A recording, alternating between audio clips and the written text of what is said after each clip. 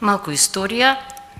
Со законот за собранието, согласно сите парламентарни практики во Европа и во светот, бидејќи во сите парламенти администрацијата има посебен статус, се покачија примањата на вработените за 17%.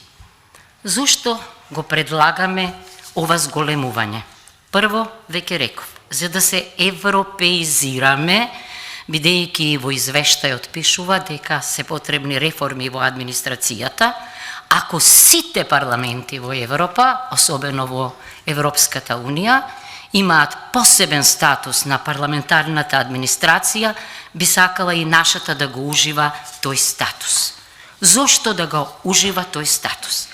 Јасно е дека во пореметената рамнотежа на власт, односот меѓу владата или парламентот и владата е однос на Давид против Голијат. Тоа мора да се смени. Веќе дојде, како што знаете, заради посебниот статус на судиите и на јавните обвинители и до посебни примања, посебно наградување на вработените во правосудството. Мора да дојде истото и во парламентот. Значи, јас и колегите, колешките бараме посебен статус, бидејќи таков постои. Што би значело тоа? Тоа би значело дека нашата логистичка подршка, која ни ја даваат, би добила на квалитет. Парламентот, ако сте забележиле, го напуштаат многу вработени во администрацијата. Не е случајно. Немаат статус како останатите вработени во администрацијата.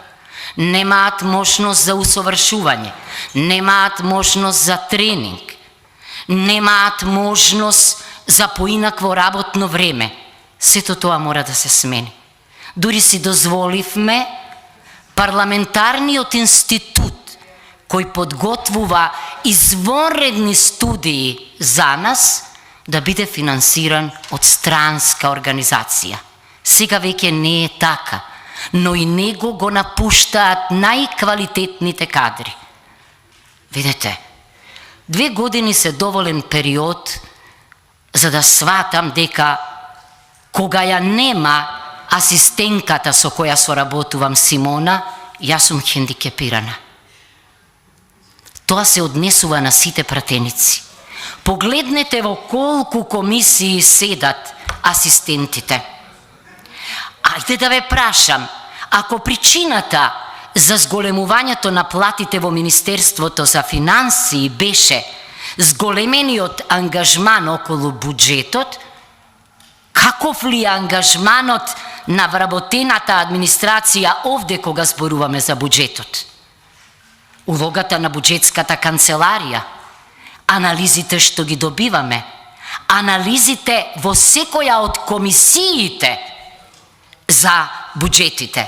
Значи, квалитетот на нашата работа е директно предусловен од квалитетната работа, ама и квалитетното и соодветно наградување на вработените во администрацијата овде.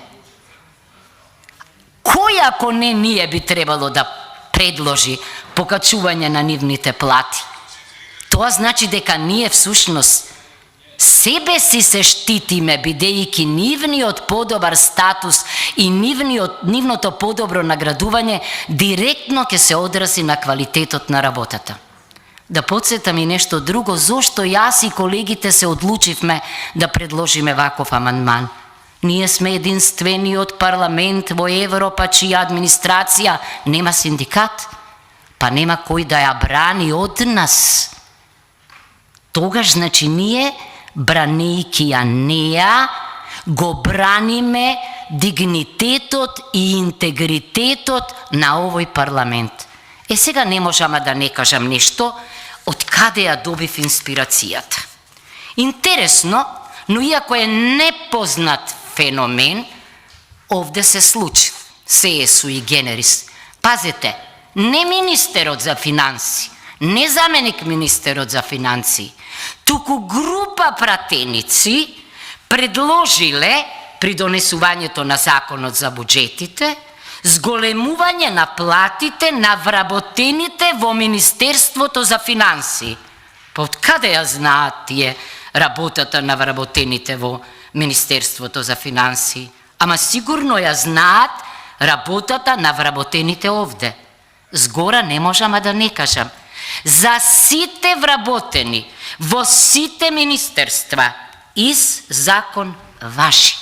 Не може вработените во Министерството за финансии заради посебниот ангажман при изготвувањето и извршувањето на буџетот да добиваат 30% повеќе од основната плата. Би можело ако се напише дека во сите министерства зголемениот обем на работа ќе биде соодветно наградуван. Значи, да кажам, може и компаративно и според законот за парламентот вработените во оваа институција без кои ние сме целосно хендикепирани да имаат посебни примања. Зголемувањето што го предлагаме е многу скромно. 11% и со тоа тие ќе се изедначат со ексклузивниот статус на вработените во Министерството за финансии. Очекувам поддршка од сите вас. Ако сакаме да гледаме овде задоволни, среќни, посветени, ангажирани вработени, кои се свесни за посебниот статус во државава и за посебната улога во нашата работа, а ние им служиме на граѓаните, тогаш најмалку што може да сториме е, пред да си заминаме, да им овозможиме пристојно место за работа и живот. Благодарам.